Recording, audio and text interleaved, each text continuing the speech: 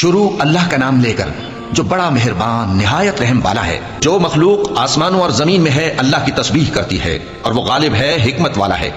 آسمانوں اور زمین کی بادشاہی اسی کی ہے، وہی زندگی دیتا ہے اور وہی موت دیتا ہے اور وہ ہر چیز پر قادر ہے۔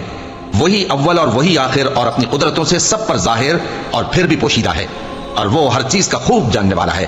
وہی ہے جس نے آسمانوں اور زمین کو 6 دن میں پیدا کیا، پھر عرش پر جلوہ افروز ہوا۔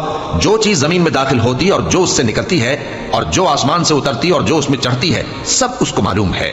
اور تم جہاں کہیں بھی ہو وہ تمہارے ساتھ ہوتا ہے، اور جو کچھ تم کرتے ہو اللہ اس کو دیکھ رہا ہے۔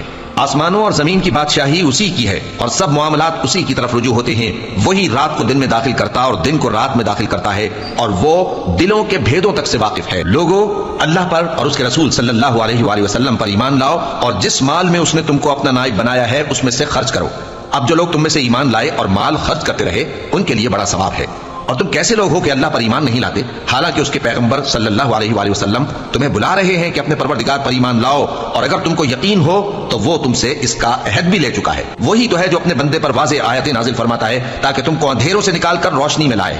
بے شک اللہ تم پر نہایت شفقت کرنے والا ہے، مہربان ہے۔ اور تم کو کیا ہوا ہے کہ اللہ کے راستے میں خرچ نہیں کرتے، حالانکہ آسمانوں اور زمین کی وراثت اللہ ہی کی ہے؟ جس شخص نے تم میں سے فتح مکہ سے پہلے خرچ کیا اور جنگ کی، وہ اور جس نے یہ کام بعد میں کیے وہ برابر نہیں۔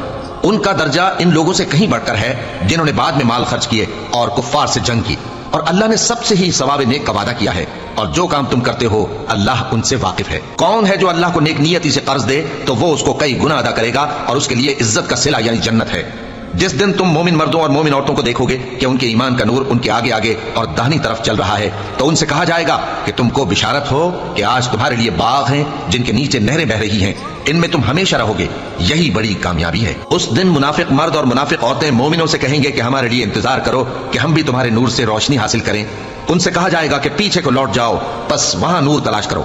پھر ان کے بیچ میں ایک دیوار کھڑی کر دی جائے گی جس میں ایک دروازہ ہوگا، جو اس کی جانب اندرونی ہے اس میں تو رحمت ہے، اور جو بیرونی جانب ہے اس طرف عذاب ہے۔ تو منافق لوگ مومنوں سے کہیں گے کہ کیا ہم دنیا میں تمہارے ساتھ نہ تھے؟ وہ کہیں گے کیوں نہیں تھے، لیکن تم نے خود اپنے آپ کو بلا میں ڈالا اور ہمارے لیے گردش زمانہ کے منتظر رہے، اور اسلام میں شک کیا، اور فضول آرزوؤں نے تم کو دھوکے میں ڈالے رکھا، یہاں تک کہ اللہ کا حکم آ پہنچا اور اللہ کے بارے میں تم کو وہ شیطان بڑا فریبی فریب دیتا رہا۔ تو آج تم سے کوئی معاوضہ نہیں لیا جائے گا اور نہ کافروں ہی سے قبول کیا جائے گا۔ تم سب کا ٹھکانہ دوزخ ہے کہ وہی تمہارے لائق ہے، اور وہ بری جگہ ہے۔